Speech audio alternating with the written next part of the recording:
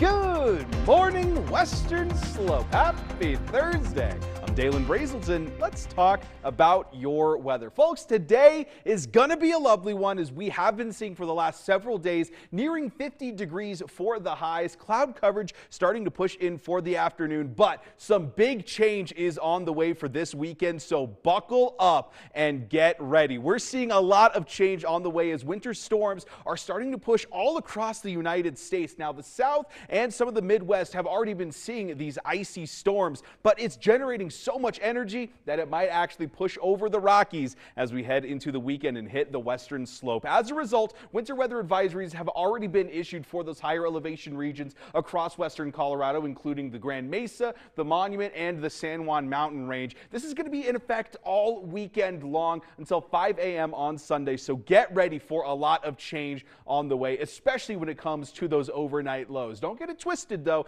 Today and tomorrow are still expected to be wonderful. This is just precautionary. We're waking up right now to 22 degrees in Grand Junction, low 20s as well with Glade Park, Paonia, and Nucla seeing those mid to upper 20s. Then you got Montrose and Delta in those mid-teens here. A little bit all over the place within about 10 or so degrees of each other. But as we head into the afternoon, that's expected to coalesce a little bit more. Now, as we track this cold, it is really starting to push into the United States here, folks. Arctic air has been continuing to push further and further down, where by the time we're heading into Saturday, widespread winter storms all across the area. The Midwest seeing that lake effect do its thing over there. Meanwhile, the South might be seeing a lot of ice and sleet storms. And yes, basically the entirety of Colorado will be under those colder conditions as well. For that classroom forecast today, that first bell's ringing to 23 degrees and mostly sunny skies. As we head into the afternoon, those upper 40s. This is basically what we saw yesterday as well. Although what you can expect, notably very interesting, we will be seeing a little bit more of those upper 40s today than we saw yesterday, which actually makes today technically the warmest day of the week, despite the fact that it's the same daily high as yesterday. We will be seeing that cloud coverage push it a little bit earlier as well at noon.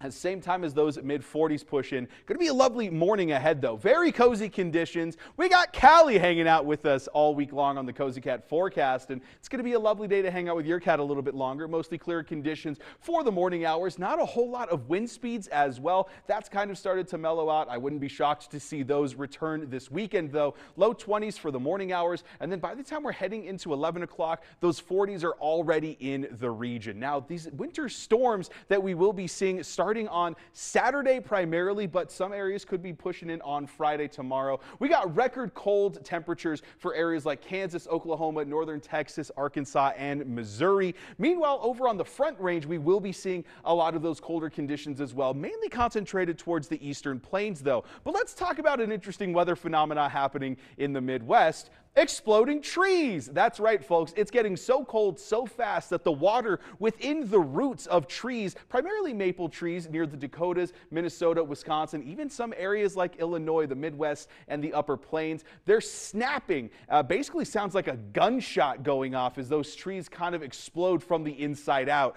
So it could always be worse. Let's just say that much at least. Now, as we look over the next several days for Grand Junction itself, take a look at Saturday night, folks. We're going from upper 20s today and tomorrow night to 9 degrees on Saturday. Now, Montrose seeing even colder conditions, about 25 degrees of a difference between Friday night and Saturday night.